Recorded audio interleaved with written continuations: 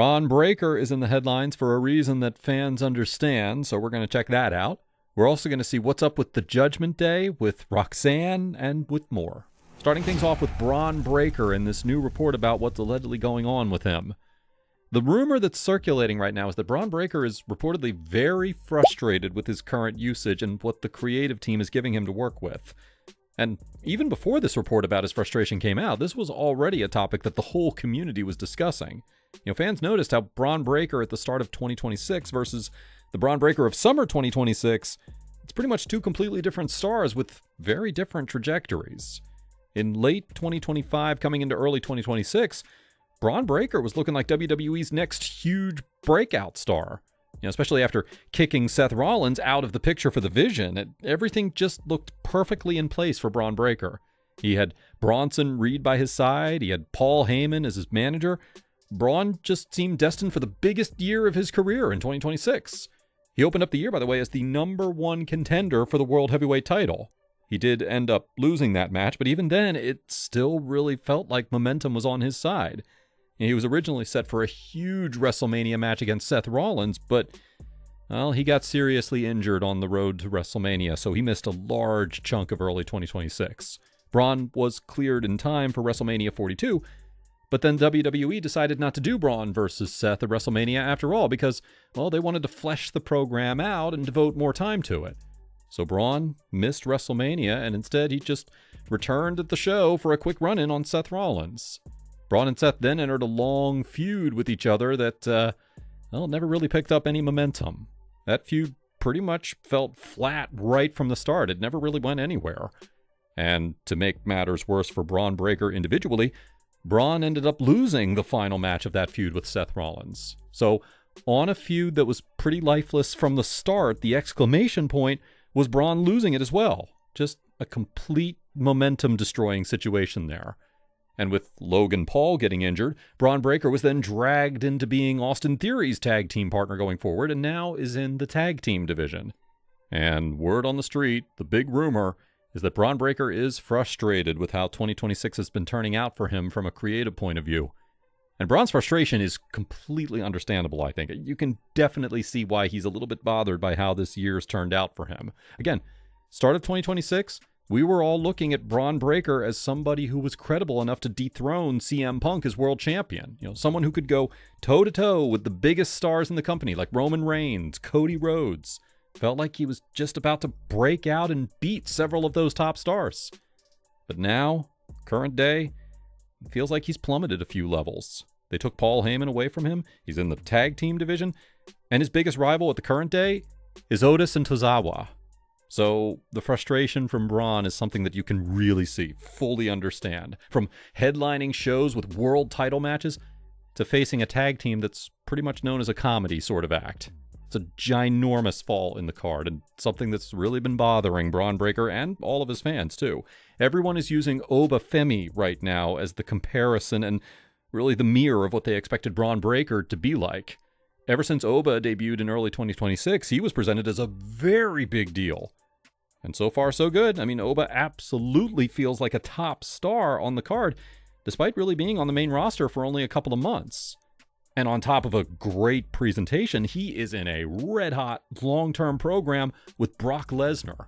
That is all the types of things that everybody expected from Bron Breakker, especially after Seth was removed from the Vision. But, well, unfortunately, that hasn't been the case for him. Oba continues to turn out to be the star that everybody expected Bron Breakker to be.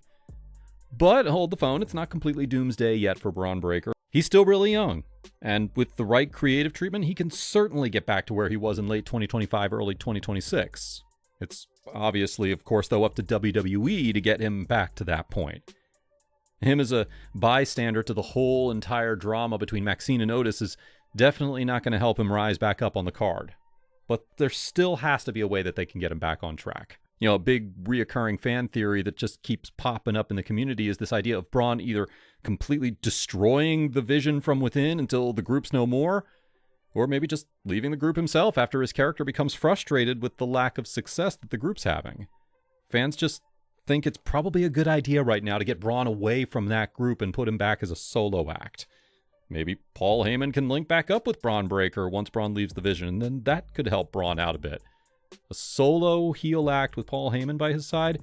That sounds way more redeeming for Braun instead of what we're currently seeing him go through. So that's certainly going to be a situation to monitor. Bron Breakker is reportedly frustrated with his usage, and we're going to have to see if things start turning around for him sometime soon. Now, let's get back into everything with the Judgment Day, as well as the Morgan and Sky feud itself. Both of these stories are pretty stagnant at the moment. There isn't really anything new that's worth dissecting here with these stories. Progression is slow and just really generic for the time being. For the situation between Morgan and Sky, the story is, well, it's just about Sky trying to constantly beat the numbers advantage that the Judgment Day holds over her. Sky finds a way to overcome the odds during the match, fights off the outside interference and wins the match, but then just gets beat up by the Judgment Day women after the match. We've seen that type of formula for a few weeks now, and that's just how it's continuing to be. Sky gets some offense in on the Judgment Day women, but well, they just eventually overpower her, and then they stand tall over her at the end of every single segment. The July 13th edition of Raw also featured Sol Ruca running out there to the ring to attempt to help Sky fight off the Judgment Day women, so maybe they're setting up a big tag team match right there with Sky and Ruca versus 2 of the Judgment Day women. Or maybe Sky and Sol Ruca can find a third partner and they can have a full 6-woman tag match. Those both seem like strong possibilities right there. That could be where they're going with it. But as far as the storyline strictly between Sky and Morgan, not much of anything really that interesting to break down. Now, as far as the story between Liv and Roxanne, you can technically argue that some progress was made for that story since Roxanne lost her match to Sky. It's something that the community's been taking notice of for months now, and it's the fact that Roxanne just doesn't win matches on Monday Night Raw at all. And that's become part of the storyline as well.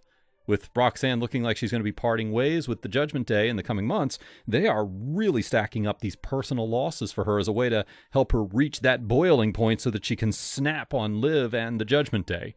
They just want Roxanne to keep on losing matches until the character loses her mind and realizes, okay, I've got to leave the Judgment Day. That appears to be the story direction they're heading towards. So that's why it seems like Roxanne's not going to be winning a match on Raw anytime soon in order to further this story that she's frustrated in the group and she's tired of losing. Oh, and this week's match, that was another huge singles loss for Roxanne that, yeah, it's probably going to continue to push her more and more towards that breaking point, as I said. Overall, pretty slow week for the Judgment Day stories, but, well, hopefully things are going to pick up with SummerSlam being around the corner. But anyway, what are your thoughts on today's stories? Leave your comments down below. Don't forget to subscribe with all notifications on and make sure to leave a like if you enjoyed. Thanks for watching, guys.